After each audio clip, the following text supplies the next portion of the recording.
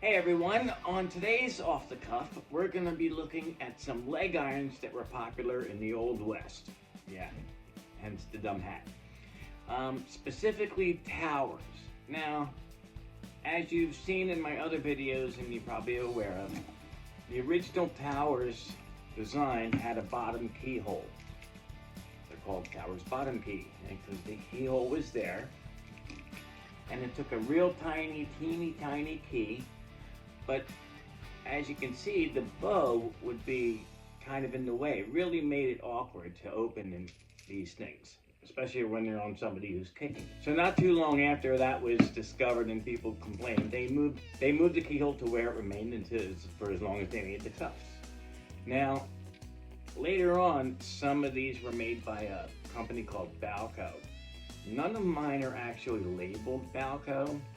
They had a much rounder ring, like this, as you can see, but I'm hesitant to label any of mine that might be Balcos as Balcos, because they're not stamped. But anyway, they did come with different kinds of chain linkage. I just have a few of my examples out here to show you different plating, specifically ones that were altered by the people that owned them eventually. For example, this pair is really cool because they added this swivel in the middle, cut down severely on the length of the chain, and they cut the bows down.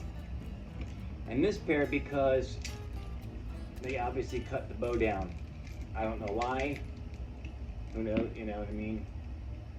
Maybe it broke or something like that, but this is an old bottom key set. They're 1860s, and it's got this neat little short chain connecting compared to complete bottom key. There you go. You can see the difference. And you're going to see in the close-ups that this one keyhole on the tower's bottom key has a very odd shape to it. I'll show you the close-up in a little bit, but basically it doesn't, it's off center kind of. It goes flat, it goes straight up on the one side, so I don't know what that's about. Now, I've done lots and lots of videos about my Towers leg irons, so please check them out as well for more information. But I just wanted to show you some of the variations of the leg irons, and I'm about to watch a couple of Western movies, so I figured, you know what, I'll stick with the theme.